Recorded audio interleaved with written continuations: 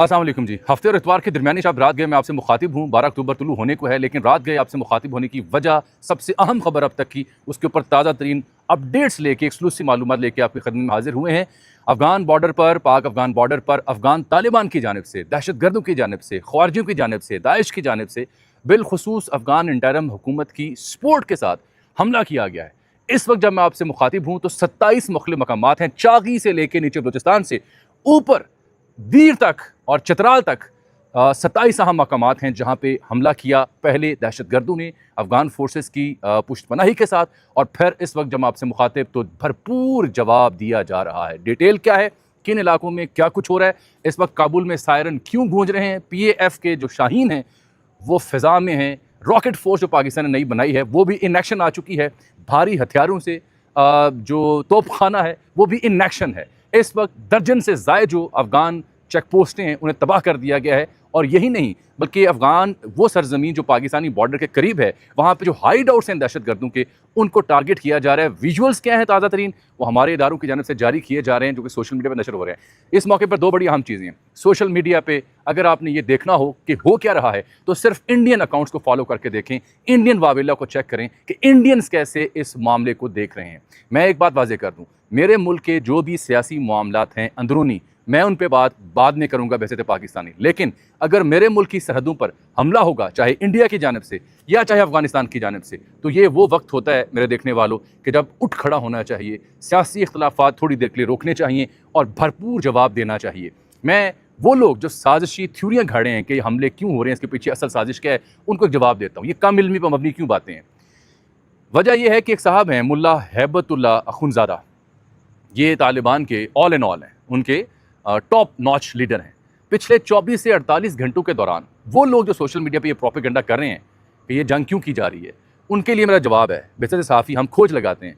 पिछले 24 से 48 घंटों के दौरान मुल्ला हैबतुल्ला ने रेडियो सर्विस के ज़रिए ऐसे मैसेजेस कम्युनिकेट किए हैं अफ़गान फोर्सेस को, बिलखुसूस जो बॉर्डर के ऊपर हैं। वो मैसेजेस हैं क्या, पहले वो सुने, समझें, जाके सर्च करें वो तमाम सहाफ़ी और तज्ज़िया निगार कि वो क्या पैगाम दे रहा है। उससे आपको अंदाज़ा होगा कि हमले की तैयारी कहाँ से हो रही थी और क्यों हो रही थी और कब से हो रही थी और पाकिस्तान जवाब देने पे मजबूर क्यों हुआ।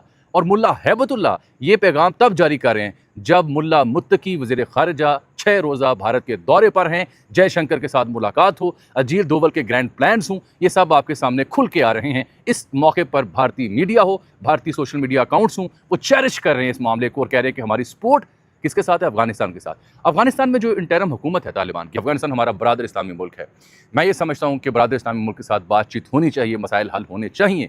हमारी बहुत उनके साथ मजहबी तारीख़ी ताल्लुक़ है, लेकिन मेरा सवाल ये है कि ग़ज़वा हिंद, अफ़गान तालिबान हमेशा इस बात की तशरीह किया करते थे, तो ग़ज़वा हिंद क्या ये है कि जयशंकर के साथ हाथ मिलाया जाए पाकिस्तान के ख़िलाफ़? ये ग़ज़वा हिंद है कि भारत के साथ आप ताउन करें और भारत आपको इस्तेमाल करे पाकिस्तान के ख़िलाफ़? इसका जवाब भी मुझे चाहिए, आप डिटेल ले लें मुझसे।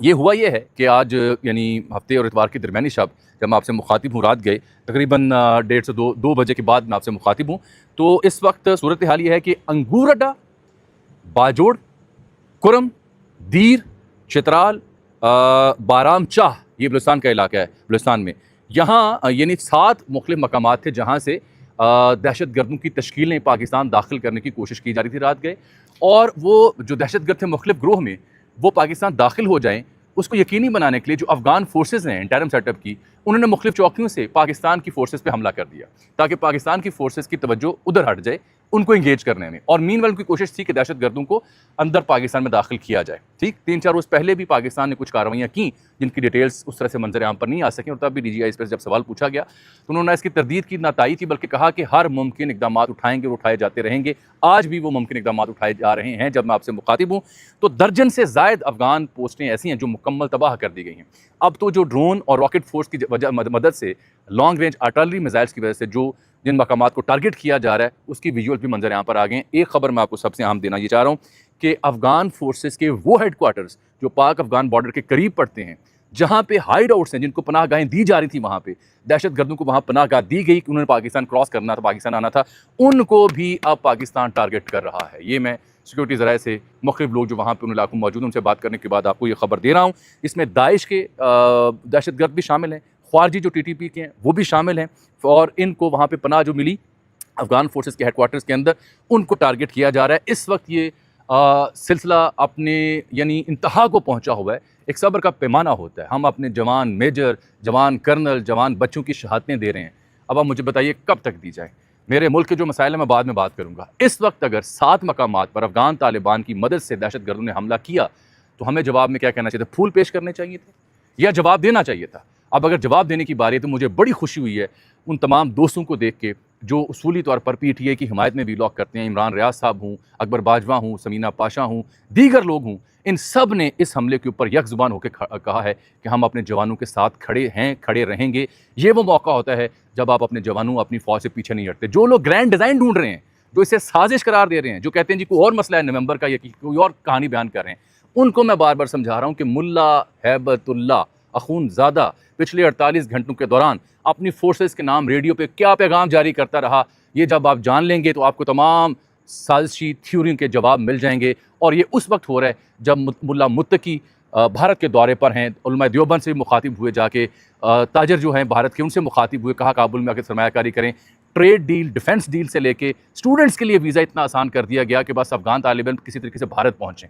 वो क्रिकेट के मैदान हो अफ़गानिस्तान के साथ या भारत के साथ मामलात हूँ, आपके सामने है कि किस तरह भारत उनकी पुष्ट पनाही कर रहा है। क्योंकि सिंदूर नामी ऑपरेशन में भारत के साथ जो हुआ, उसके बाद अब अजीत डोभाल की थ्योरी ये थी कि खुद जंग नहीं करनी, हमने अफ़गान सरज़मीन को, अफ़गान तालिबान को यूज़ करना है पाकिस्तान के ख़िलाफ़, और वो हो रहे हैं और किया जा रहा है।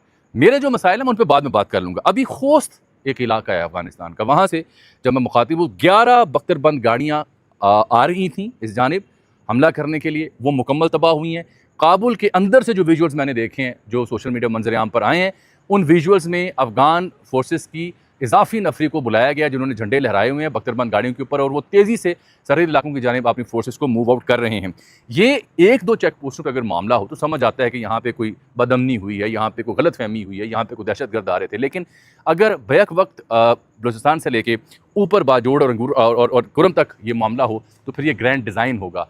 अब जब कार्रवाई का जवाब दिया जा रहा है तो फिर 7 जगहों पर नहीं दिया जा रहा, फिर ये 27 मुख्तलिफ मकामात हैं जहाँ पे आला दर्जे का जवाब दिया जा रहा है। PAF के जो शाहीन हैं, जिन्होंने भारत के ख़िलाफ़ जंग में भी अपना लोहा मनवाया, वो भी इस वक्त महवे परवाज़ हैं और परवाज़ करते हुए निशाना उनका कभी चूकता नहीं है। इसका यानी शायद भारत भी है, इसका यानी शायद ट्रंप भी है, इसका यानी शायद पूरी दुनिया भी है।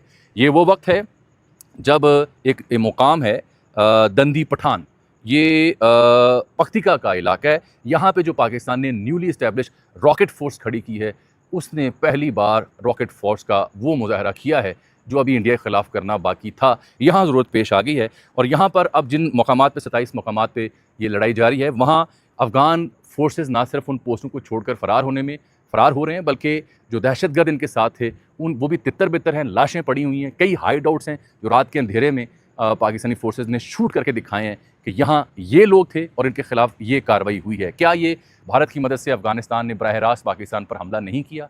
और एक बात और अर्ज़ करूँ, पाकिस्तान जब जवाब दे रहा है तो पाकिस्तान ने दुनिया भर के अहम तरीन दारुल हुकूमतों को एतमाद में लेने के बाद ये कार्रवाई का फ़ैसला किया है। रह गई मेरी सियासी कहानी, वो मैं कल परसों चौथ दोबारा बयान कर लूँगा, उसमें मैं दोबारा गौर कर लूँगा। इस वक्त जब मेरा जवान, जब मेरा अफसर वहाँ डट के खड़ा है, लड़ रहा है मुल्क की सरहद की हिफाजत करने के लिए, तो मैं बेहद पाकिस्तानी, मेरा खून, मेरी मिट्टी, मेरा रिस्क ये इजाज़त नहीं देता कि मैं नमक हरामी करूं। मैं नमक हलाल होना चाहूँगा और मैं उसके लिए नारा लगाऊंगा और कहूँगा पाकिस्तान हर दम ता क़यामत जिंदाबाद रहेगा। आप सब कुलों की वजह से डट जाएं और ये दहशतगर्द जो पाकिस्तान का अमन तबाह करना चाहते हैं, इनको निस्तो नाबूद कर दें। मुझे आज के लिए इजाज़त दीजिए। ताज़ा अपडेट सुबह। अल्लाह हाफ़िज़।